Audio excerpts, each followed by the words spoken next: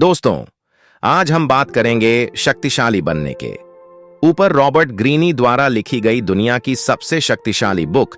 इस बुक में शक्तिशाली बनने के ऐसे 48 नियम बताए गए हैं जिन्हें सुनकर और समझकर आप हैरान रह जाएंगे। आपकी जानकारी के लिए बता दूं कि इस बुक पर दुनिया के कुछ कंट्रीज ने बैन लगाया हुआ है। यहां तक कि अमेरिका के कुछ स्टेट्स में भी इस बुक को बैन किया गया है, क्योंकि उनका कहना है कि इस बुक में ऐसी टेक्निक्स बताई गई हैं जो किसी को भी आसानी से मैनिपुलेट कर सकती है। और कुछ कंट्रीज में इसे बैन करने का यह भी मकसद हो सकता है कि यह शक्तिशाली बनने के टेक्निक्स सिर्फ उन लोगों तक ही सीमित रहे और बाकी लोगों को उनके बारे में पता ही न चले। लेकिन इस वीडियो के माध्यम से मैं आपको वह सारे 48 नियम बताऊंगा जो इस बुक में बताए गए हैं। अगर आप भी इन 48 नियमों को अच्छे से सुनते हैं, समझते हैं और जीवन में फॉलो करते हैं, तो आप भी अपने बॉस को, दोस्तों को, गर्लफ्रेंड, बॉयफ्रेंड, पति पत्नी, रिश्तेदार किसी को भी मैनिपुलेट कर पाएंगे, और वह भी उनको बुरा फील कराए बिना। इस पुस्तक को पढ़ने के बाद आप शक्ति और इसकी कुंजी को समझ जाएंगे तथा यह सीख लेंगे कि नेक छवि बनाकर स्वार्थ सिद्धि कैसे की जा सकती है। हो सकता है कि आपको इसमें से कुछ नियम पसंद ना आए या फिर आप उनसे सहमत ना हो, तो आप उनको इग्नोर भी कर सकते हैं। अगर आप भी शक्तिशाली बनना चाहते हैं तो यह सारे नियम ध्यान से सुनना और एक भी पॉइंट मिस मत करना। अगर आप चैनल पर नए हैं तो सपने सच होते हैं। इस चैनल को सब्सक्राइब जरूर कर लेना, क्योंकि ऐसे ही बुक सीरीज आपको मिलती रहेगी हर संडे सुबह 10 बजे। तो चलिए शुरू करते हैं। नियम 1, मूर्ख बनाने के लिए मूर्ख बनने का नाटक करें। सामने वाले से ज्यादा मूर्ख दिखें। ऐसे मौके होते हैं जब सबसे ज्यादा समझदारी यह दिखाने में होती है कि आप कुछ नहीं जानते हैं। आपको अज्ञानी नहीं होना चाहिए, लेकिन इसका नाटक करने में निपुण होना चाहिए। मरने का नाटक करते समय उपोसम नाम का जानवर मूर्खता का अभिनय करता है। बहुत से शिकारी जानवर इसे सिर्फ इसी कारण से नहीं खाते हैं। कौन विश्वास कर सकता है कि इतना बदसूरत, बुद्धिहीन, डरपोक और छोटा जानवर इतना बड़ा धोखा दे सकता है? कोई भी यह पसंद नहीं करता कि वह सामने वाले से ज्यादा मूर्ख दिखाई दें। बहरहाल, इस नीति का लाभ यह है कि इससे आपके शिकार खुद को आपसे ज्यादा बुद्धिमान मान लेते हैं। जब उन्हें इस बात का विश्वास हो जाएगा तो वे कभी यह शक नहीं करेंगे कि आप जैसे मूर्ख का कोई छिपा हुआ उद्देश्य भी हो सकता है। चतुराई से लोगों को यह विश्वास दिलाए कि वे आपसे ज्यादा बुद्धिमान हैं या आप उनसे थोड़े मंद बुद्धि हैं। इस तरह से आप उन्हें जंजीर से बांध देते हैं। आपके द्वारा जगाई गई बौद्धिक श्रेष्ठता की भावना उनकी शंका की मांसपेशियों को शिथिल कर देगी। चीन में एक कहावत लोकप्रिय है, शेर को मारने के लिए सुअर बनने का नाटक करना पड़ता है। यह कहावत पुराने जमाने की शिकारी तरकीब से उत्पन्न हुई है, जिसमें शिकारी सुअर की खाल ओढ़ लेता है और उसकी आवाज की नकल करता है। शक्तिशाली शेर सोचता है कि कोई सुअर उसकी तरफ आ रहा है, इसलिए वह उसे करीब आने देता है।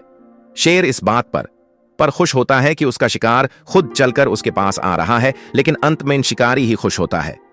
नियम 2, कभी बॉस से श्रेष्ठ ना दिखें। हर इंसान में असुरक्षा की भावनाएं होती हैं, चाहे वह बॉस ही क्यों ना हो।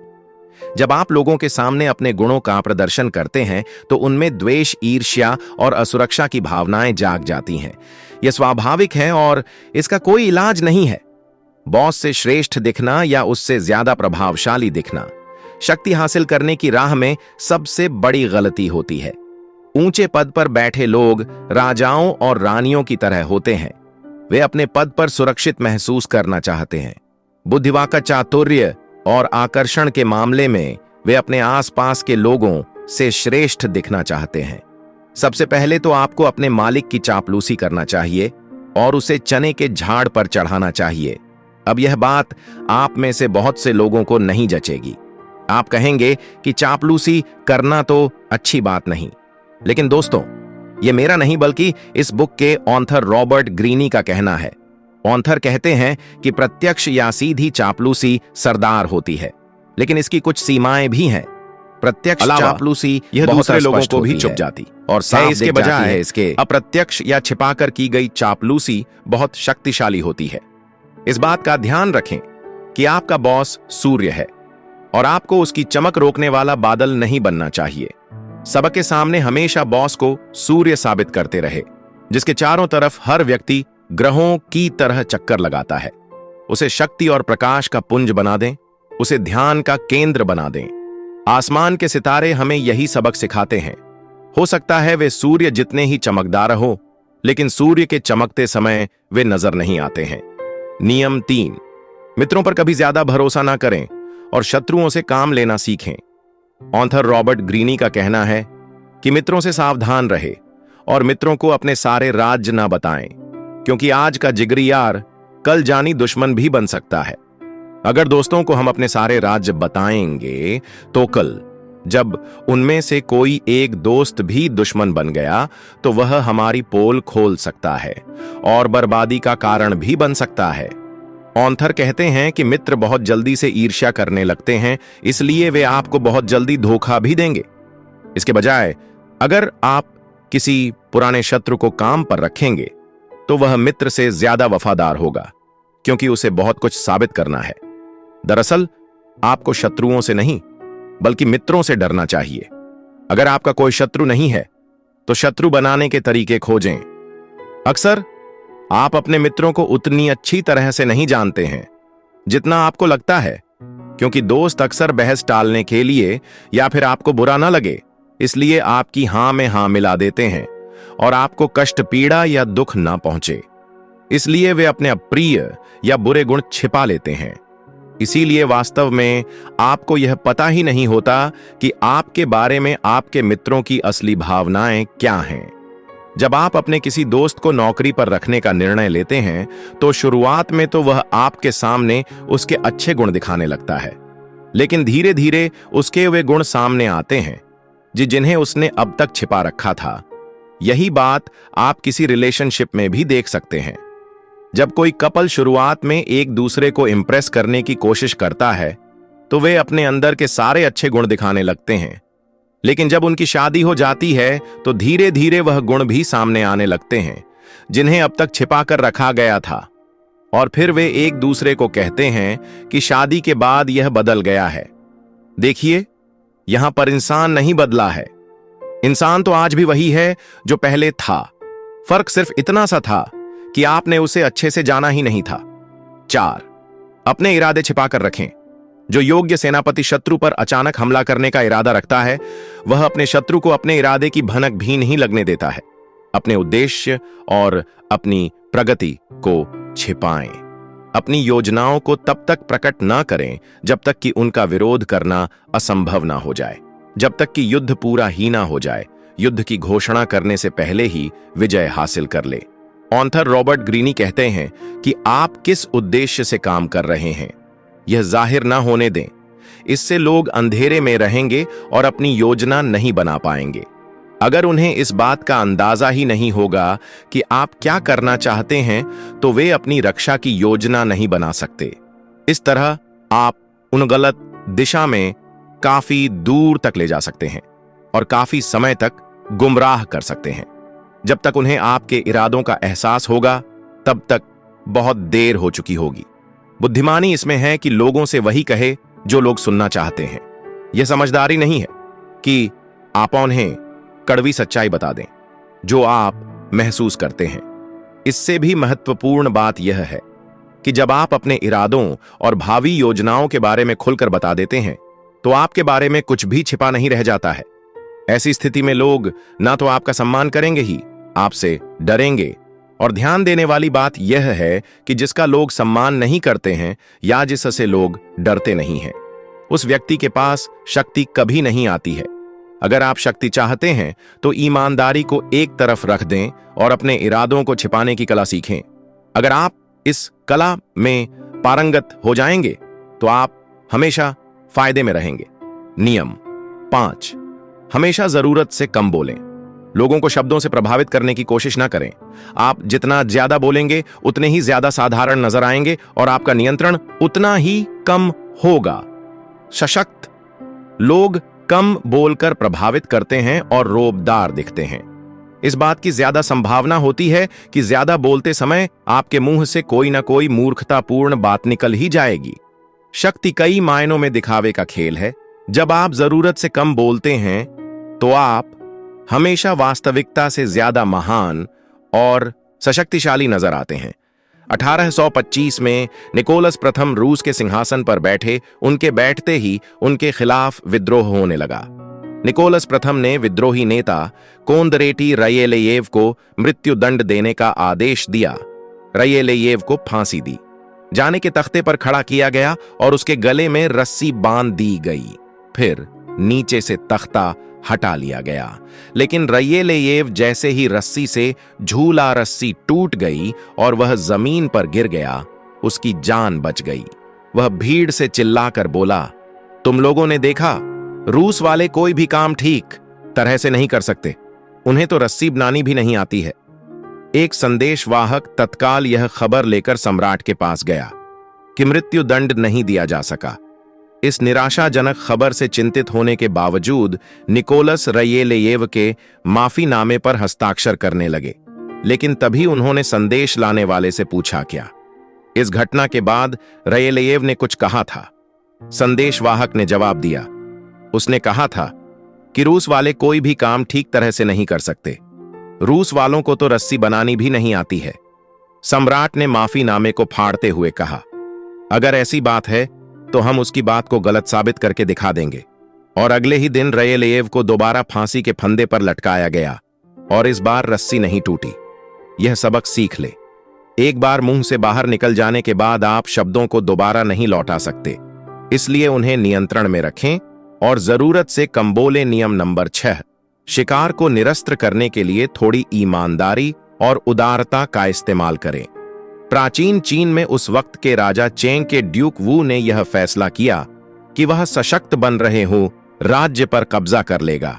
उसने अपनी योजना किसी को भी नहीं बताई और हू के राजा से अपनी बेटी की शादी कर दी।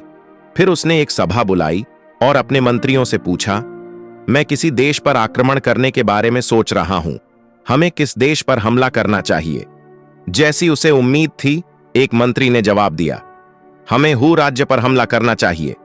ड्यूक गुस्सा दिखाते हुए बोला, अब हू हम हमारा मित्र राज्य है, तुम उस पर हमला करने का सुझाव कैसे दे सकते हो?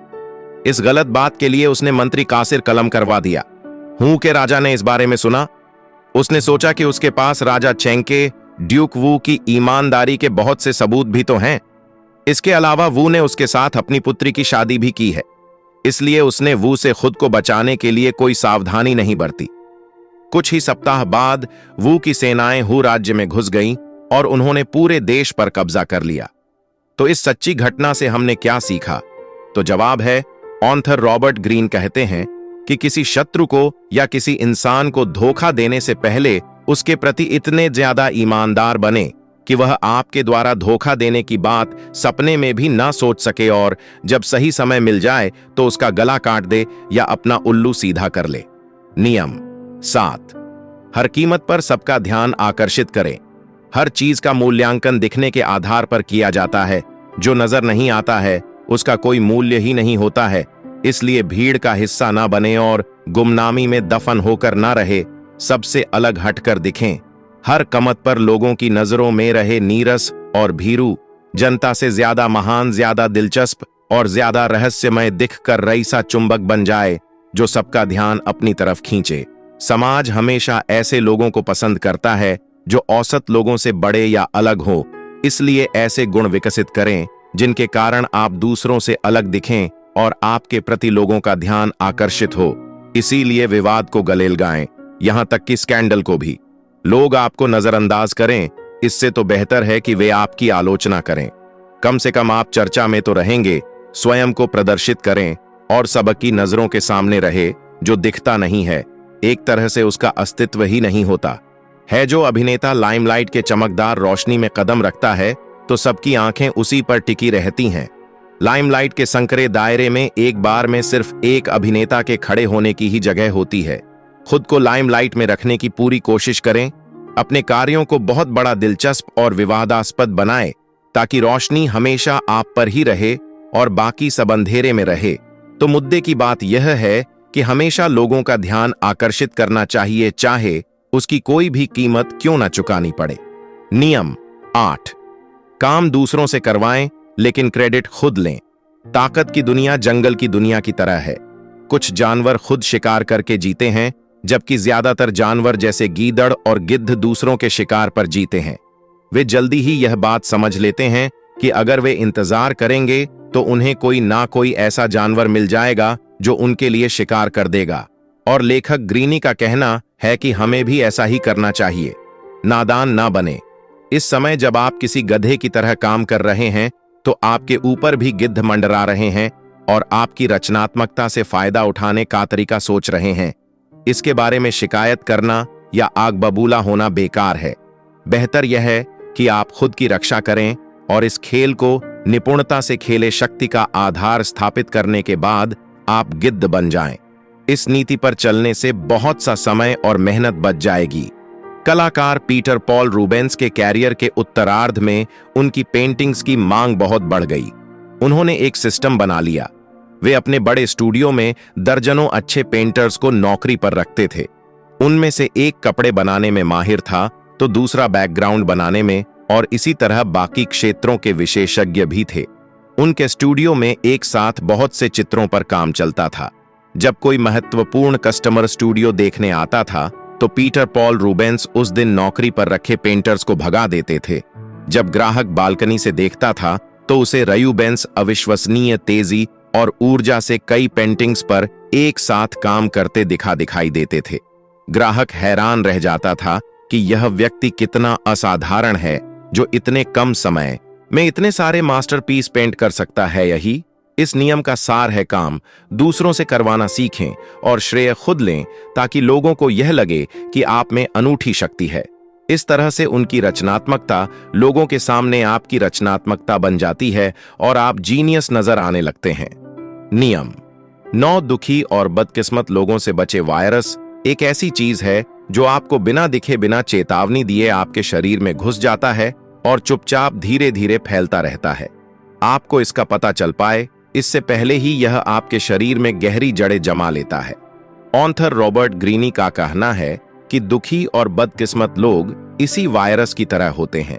भावनात्मक अवस्थाएं बीमारियों की ही तरह ही संक्रामक होती हैं। हो सकता है आपको लगे कि आप डूबते आदमी की मदद कर रहे हैं, लेकिन यह याद रखें कि ऐसा करके आप सिर्फ अपनी मुश्किलें बढ़ा रहे हैं।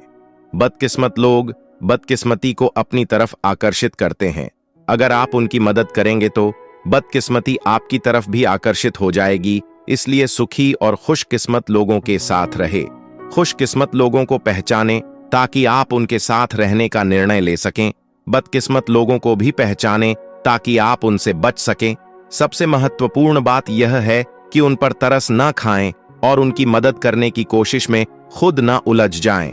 बुरा प्रभाव डालने वालों के पास से दूर भाग जाएं, वरना आपको इसके परिणाम भुगतने पड़ेंगे। दूसरे के दुख से ना मरे। नियम 10, मित्र की तरह दिखें लेकिन काम जासूस उसकी तरह करें।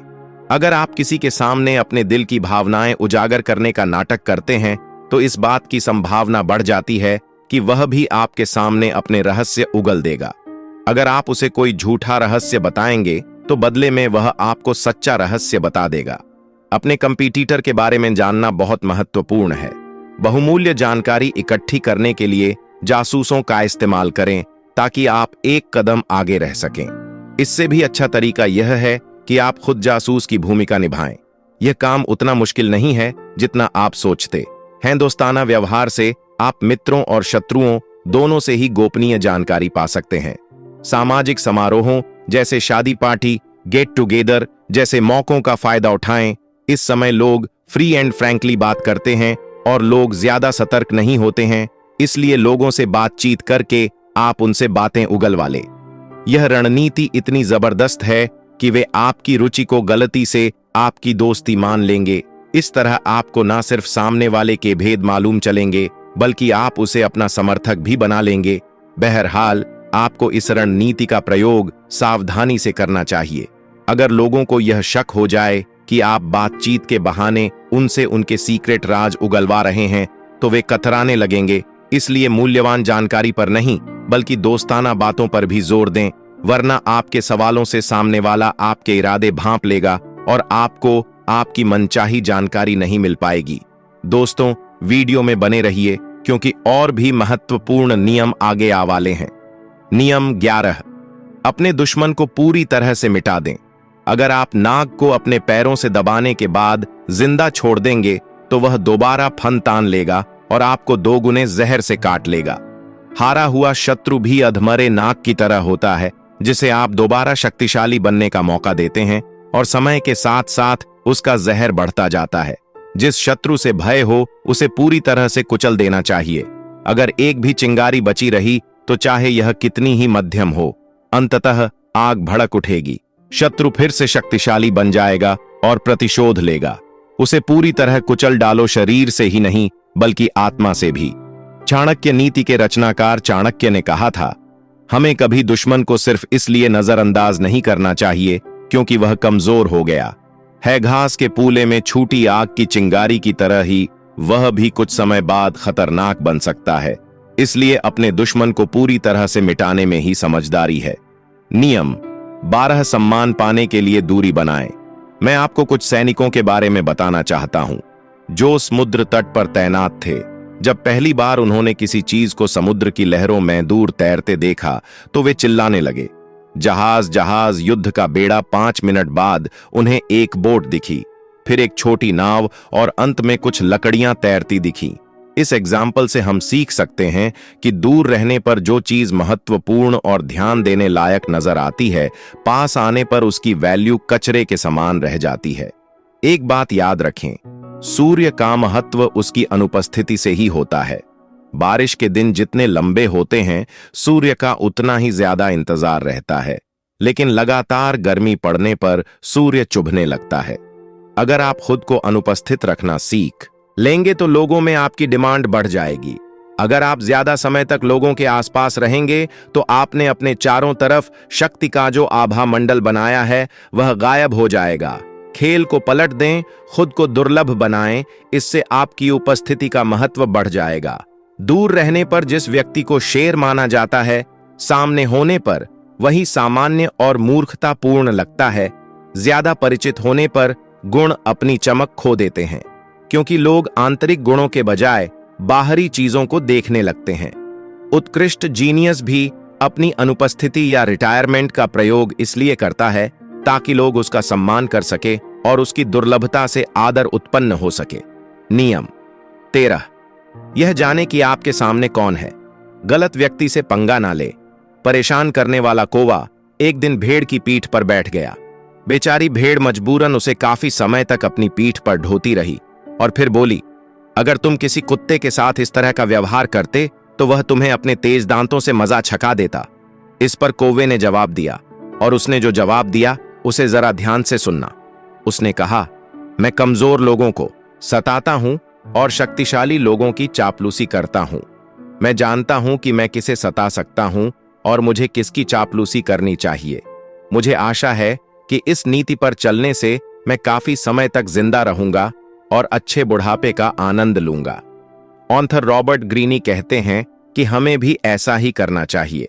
और एक महत्वपूर्ण बात यह जान ले कि चाहे व्यक्ति कितना ही महत्वहीन या छोटा हो, वह कभी ना कभी आपके काम आ सकता है।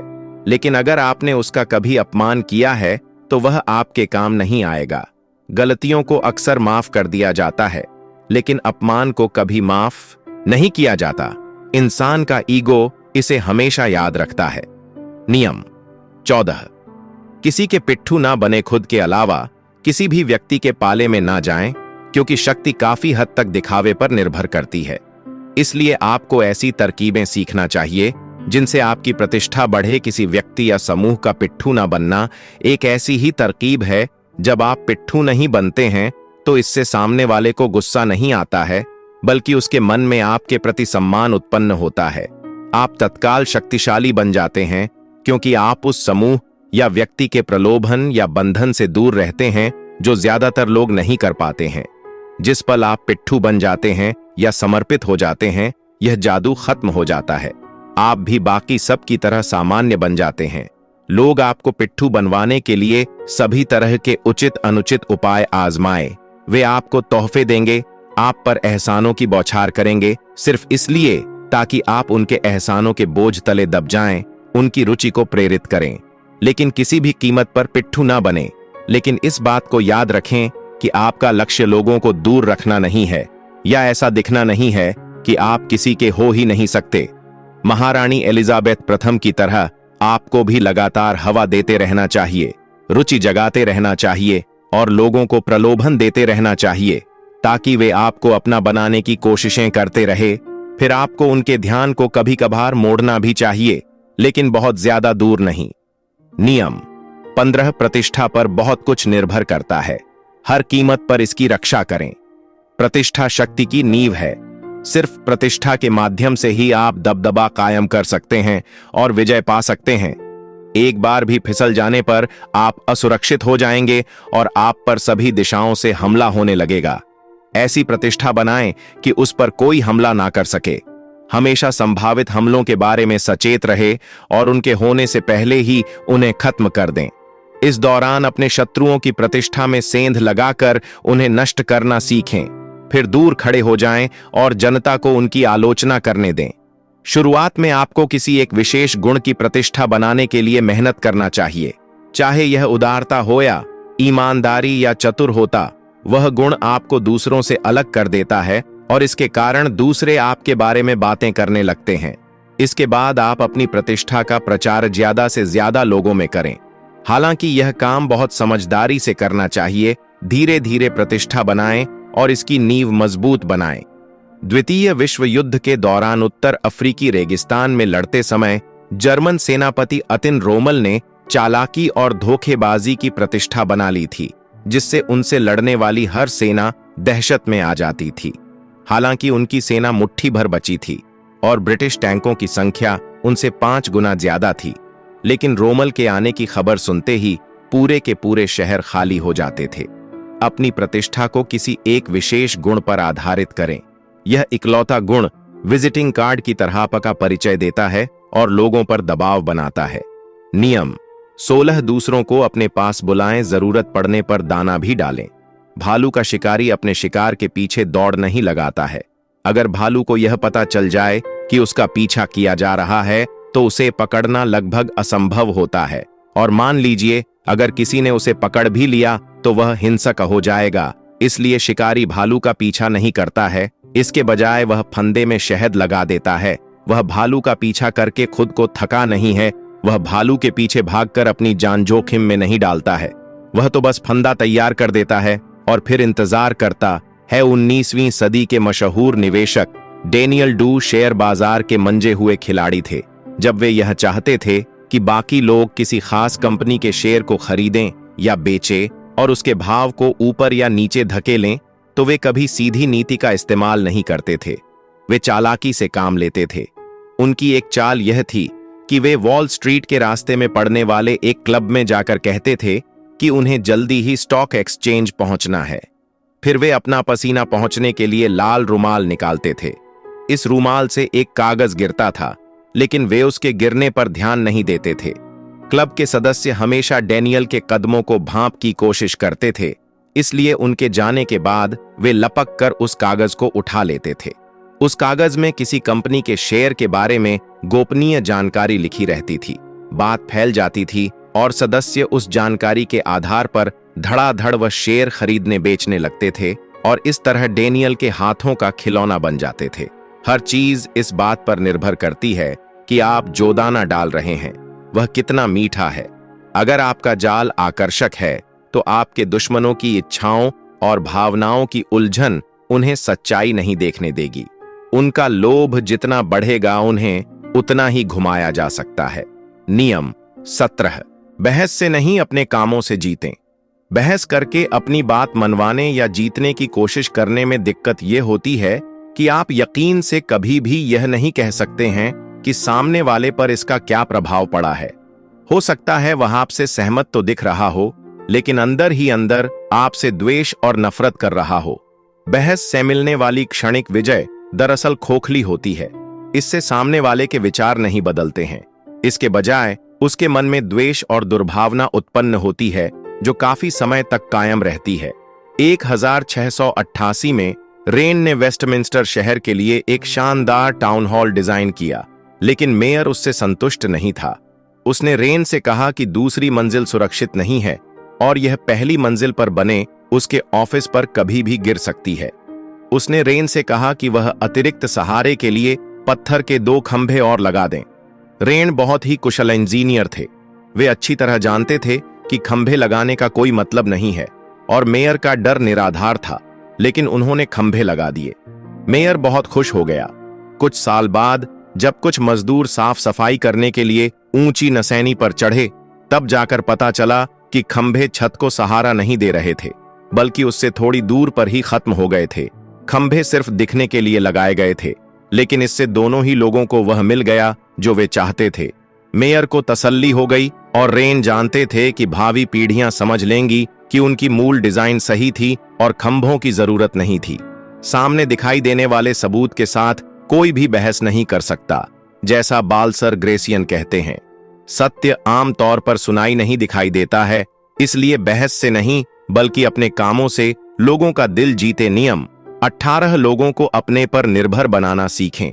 जो अपनी प्यास बुझा लेता है वह तत्काल कुएं की तरफ पीठ कर लेता है, क्योंकि अब उसे उसकी जरूरत नहीं है। जब निर्भरता खत्म हो जाती है तो शिष्टता और सभ्यता भी खत्म हो जाती है, और उसके बाद सम्मान भी लोगों को अपने पर निर्भर बनाएं, डिपेंडेंट बनाएं। अनुभव से आपको पहला सबक यह सीखना चाहिए कि आशा को जीवित तो रखें, लेकिन पूरी तरह संतुष्ट ना करें। अपनी स्वतंत्रता बनाए रखने के लिए आपको ऐसा इंसान बनना चाहिए कि लोगों को हमेशा आपकी जरूरत पड़े और वे आपको चाहे कुछ ऐसा करें ताकि दूसरे अपनी सुख समृद्धि के लिए आप पर निर्भर बन जाएं। लोगों को इतना ना सिखाएं कि आपके बिना उनका काम चल जाए। नियम 19 मदद मांगते समय दया या एहसान की नहीं बल्कि स्वार्थ की दुहाई दें। जब 12वीं सदी में मंगोलों ने चीन पर आक्रमण किया तो 2000 साल पुरानी चीनी संस्कृति और सभ्यता खतरे में पड़ गई। मंगोलों के सेनापति चंगेज खान की नजर में चीन सिर्फ एक ऐसा देश था जहां उसके घोड़ों के लिए पर्याप्त चारा नहीं था। उसने पूरे देश को मटिया मेट करने और इसके शहरों का तहस नहस करने का फैसला किया, क्योंकि उसने सोचा बेहतर यही रहेगा कि चीन को मिट्टी में मिला दिया जाए ताकि यहां हमारे घोड़ों के लिए घास उग सके। चीनी सभ्यता को नष्ट होने से जिसने बचाया वह कोई सैनिक सेनापति या राजा नहीं था, बल्कि साई नाम का सामान्य आदमी था। एक विदेशी था, लेकिन वह चीनी संस्कृति से प्रभावित था। वह चंगेज खान का विश्वास पात्र सलाहकार बनने में कामयाब हो गया और उसने उसे यकीन दिला दिया कि अगर चीन को नष्ट करने के बजाय वह वहां के नागरिकों पर टैक्स लगा देगा तो इससे उसे ज्यादा फायदा होगा। चंगेज खान को इसमें ज्यादा समझदारी दिखी और उसने साई की सलाह मान ली। अगर आपको किसी साथी की मदद चाहिए तो उसे यह याद न दिलाए कि आपने पहले उसकी कितनी मदद की है या उसके लिए कितने अच्छे काम किए हैं। अगर आप ऐसा करेंगे तो वह आपको नजरअंदाज करने का कोई ना कोई कारण ढूंढ ही लेगा। इसके बजाय अपने आग्रह में किसी ऐसी चीज की तरफ इशारा कर दें जिससे उसे लाभ होगा। इस लाभ को बढ़ा चढ़ाकर जोर शोर से बताएं। जब उसे यह लगेगा कि आपकी मदद करने के कारण उसका भला हो सकता है तो वह पूरे उत्साह से आपकी मदद करेगा। नियम 20 दूसरों को दुविधा में रखें। अनिश्चय का माहौल बनाएं। अकस्मात अचानक होने वाली या अनसूची चीज सबसे डरावनी होती है, इसीलिए हम भूकंप और तूफानों से डरते हैं। हमें यह पता नहीं होता है कि वे कब आएंगे। जब एक भूकंप आ जाता है तो दहशत में रहते हैं कि कहीं अगला भूकंप ना आ जाए। अप्रत्याशित मानवीय व्यवहार का हम पर इसी तरह का प्रभाव पड़ता है। कुछ समय तक पाब्लो पिकासो ने अपनी पेंटिंग्स पॉल रोजनबर्ग नाम के एक आर्ट डीलर को बेची। फिर एक दिन बिना किसी कारण के पिकासो ने उससे कहा कि अब वे उसे अपनी कोई पेंटिंग नहीं बेचेंगे। पिकासो ने उसे इसका कोई कारण नहीं बताया। पिकासो ने मन ही मन सोचा, रोजनबर्ग अगले 48 घंटों तक यह अनुमान लगाने की कोशिश करेगा कि ऐसा क्यों हुआ। कहीं ऐसा तो नहीं कि मैं अपनी पेंटिंग्स किसी दूसरे आर्ट डीलर को बेचना चाहता हूं। मैं अब काम करता रहूंगा और चैन की नींद सोऊंगा, जबकि रोजनबर्ग हर पल चिंता करता रहेगा। 2 दिन बाद वह मेरे पास परेशान हालत में आएगा और कहेगा, देखो दोस्त, मैं तुम्हें जितने पैसे देता हूं, अगर मैं तुम्हें उससे ज्यादा पैसे दूं, काफी ऊंची रकम दूं, तब तो तुम मुझे मना नहीं करोगे, है ना? अप्रत्याशित व्यवहार सिर्फ दहशत फैलाने का ही हथियार नहीं है। हर दिन व्यवहार के तरीके को बदलने से आपके चारों तरफ उथल पुथल होगी और लोगों की रुचि जागृत होगी। वे लगातार आपके ही बारे में सोचते रहेंगे। परिणाम यह होगा कि आप जितने ज्यादा मोड़ी दिखेंगे, आपको उतना ही ज्यादा सम्मान हासिल होगा। बुद्धिमान शासक इतना रहस्यमय होता है कि ऐसा लगता है वह अबूझ है। वह इतना स्पष्ट होता है कि कोई उसे जान नहीं पाता है। वह निष्क्रियता से सिंहासन पर बैठा रहता है, जबकि उसके मंत्री नीचे खड़े होकर कांपते रहते हैं। नियम 21, अपनी सुरक्षा के लिए किले ना बनाए। एकाकीपन खतरनाक है, दुनिया खतरनाक है और दुश्मन हर जगह हैं। हर एक को अपनी रक्षा करनी पड़ती है। किला सबसे सुरक्षित नजर आता है, लेकिन किले में रहना आपको जितने खतरों से बचाता है, उससे ज्यादा खतरों को उत्पन्न करता है। यह आप तक बहुमूल्य जानकारी नहीं पहुंचने देता। यह आपको सबकी नजरों में लाता है और नतीजा यह होता है कि आप आसानी से लक्ष्य बन जाते हैं। बेहतर होगा कि लोगों से मिले जुले साथ ही खोजें। सबसे जुड़े भीड़ के कारण आप अपने शत्रुओं से सुरक्षित रहेंगे। हो सकता है यह किला अभेद्य हो, लेकिन सब जानते हैं कि आप उसके भीतर हैं, और घेराबंदी करने से आपका किला एक तरह की जेल बन जाता है। अंदर कम जगह होने के कारण किलों में अक्सर प्लेग जैसी महामारियां भी फैल सकती हैं। खुद को शक्तिशाली बनाने के लिए आपको चीजों के केंद्र में रहना होगा। मुझे उम्मीद है यह वीडियो आपको पसंद आया होगा। आपको यह वीडियो कैसा लगा, कमेंट सेक्शन में जरूर बताना। अगर आपको इस वीडियो से कुछ वैल्यू मिली हो तो इसे लाइक कर देना, और चैनल पर नए हो तो सपने सच होते हैं इस चैनल को सब्सक्राइब जरूर कर लेना, क्योंकि ऐसे ही बुक सम सीरीज आपको मिलती रहेगी। शेयर करना ना भूले, और अंत में सिर्फ एक बात, चाहे कुछ भी करें लेकिन अपना सपना ना छोड़े।